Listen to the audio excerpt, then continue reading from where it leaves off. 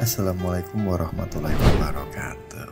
Halo Sobat DKV dimanapun kalian berada, semoga selalu senantiasa diberikan kesehatan dan rezeki yang melimpah. Amin, amin ya rabbal alamin.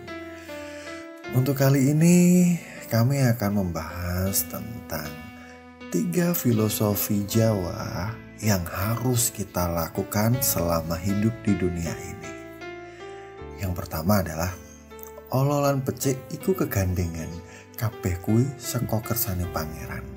Kebaikan dan kejahatan adalah secara bersama-sama. Itu semua adalah kehendak dari Tuhan yang Maha Kuasa.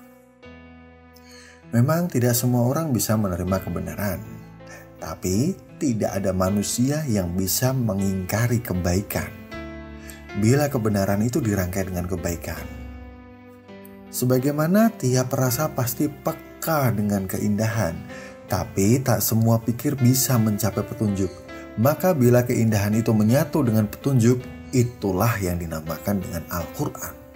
Telinga yang tawadu, mata yang kusyuk, dan lisan yang syahdu berpadu dengan ayat demi ayat yang dilantun, digores, dan didendangkan dalam kesatuan yang tidak terpisah.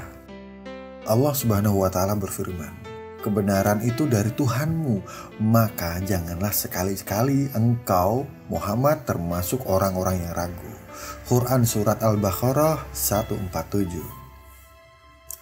Allah senantiasa berpihak pada kebenaran, kejujuran, dan kebajikan karena pemihakan tersebut terbukti kekonsistenannya terhadap penciptaan dan bukti dari keadilan Tuhan.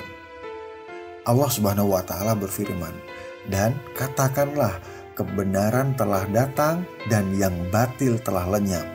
Sungguh yang batil itu pasti lenyap. Quran Surat Al-Isra 81. Dari hal ini kami membuat sebuah syair.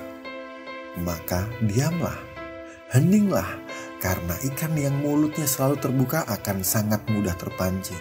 Bingungkan mereka dengan diammu, dan kejutkan mereka dengan aksi baikmu. Serta berhentilah menghias dirimu hanya untuk membuat orang-orang tetap di sisimu. Tetapi tunjukkanlah kehancuranmu dan lihatlah siapa yang memilih tinggal bersamamu. Itu adalah sebuah bait kutipan yang kami maknai dari satu kalimat, ololan becik iku kegandengan, kabeh kuwi saka kersane pangeran. Ternyata mempunyai makna yang sangat luas, Sobat DKV.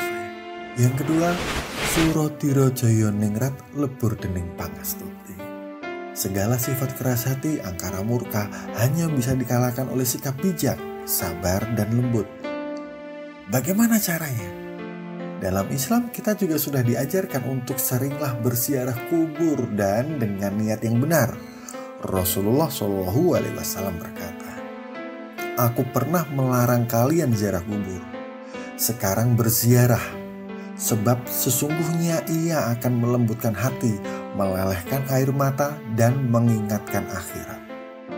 Ibnu Khail, apabila musibah yang engkau dapatkan panjang sekali, padahal tak pernah berhenti engkau berdoa, yakinlah bahwa Allah tidak saja hendak menjawab doa-doamu, namun Allah hendak memberimu karunia lain yang bahkan engkau tidak memintanya. Semoga kita terhindar dari hati yang keras dan membatu. Ingatlah Sobat DKV, syair ini kami ciptakan hanya untuk Sobat DKV.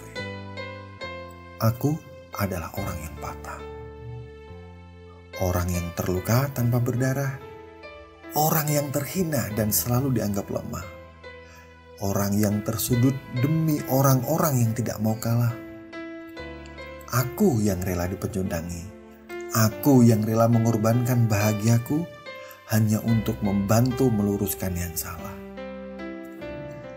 Mereka adalah orang-orang yang berbohong demi kebaikan. Mereka sebenarnya adalah orang yang lembut hatinya. Mereka sebenarnya adalah orang yang kuat hatinya. Karena tersemat kebaikan dalam dirinya, terdapat kebenaran di dadanya. Dia terlempar tetapi tidak binasa. Dia terbakar tetapi dia tetap memberikan yang terbaik.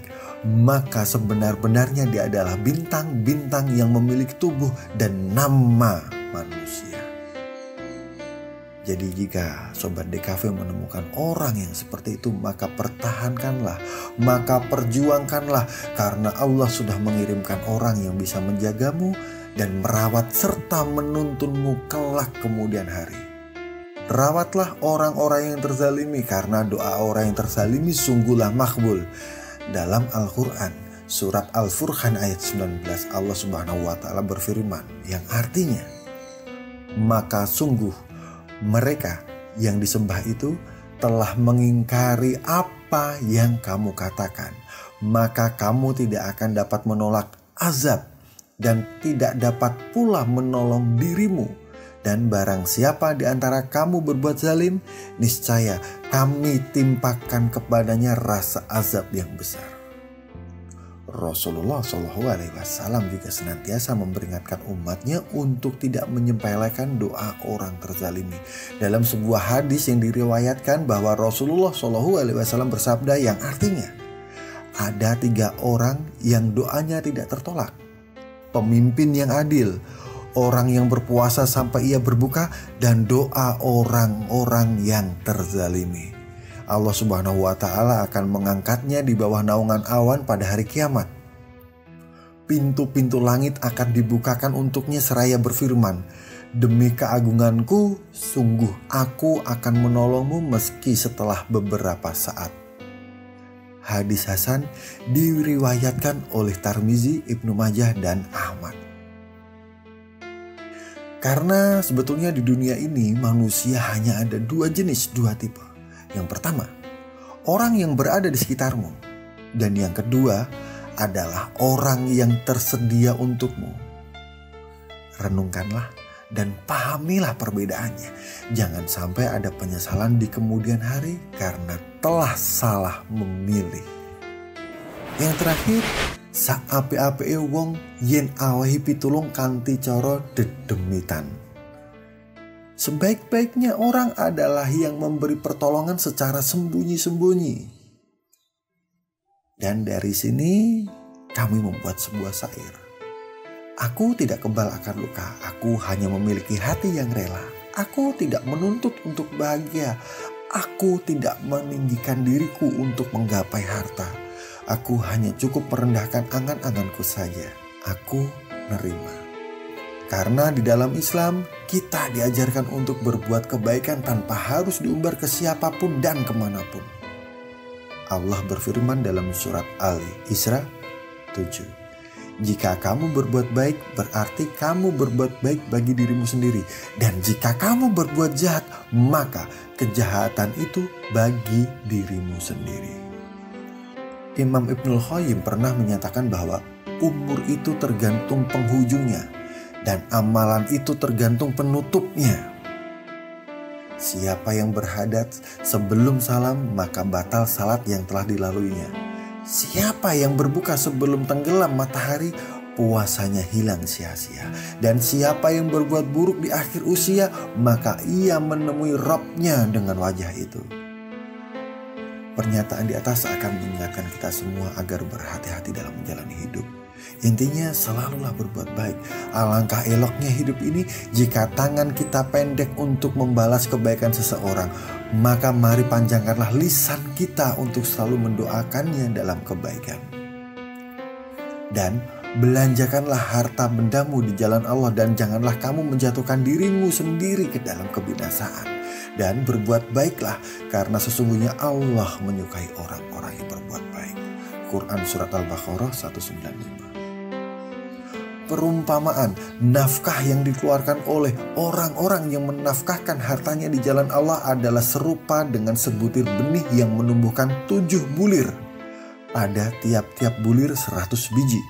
Allah melipat gandakan ganjaran bagi siapa yang Dia kehendaki. Dan Allah maha luas karunia-Nya, lagi maha mengetahui. Quran Surat Al-Baqarah 261. Barang siapa yang mengerjakan kebaikan seberat zarah pun, niscaya dia akan melihat balasannya. Dan barang siapa yang mengerjakan kejahatan sebesar zarah pun, niscaya dia akan melihat balasannya pula. Quran Surat Al-Zalzalah 7-8. Katakanlah, tidak sama yang buruk dengan yang baik. Meskipun banyaknya yang buruk itu menarik hatimu, maka bertakwalah kepada Allah, hai orang-orang yang berakal, agar kamu mendapat keberuntungan.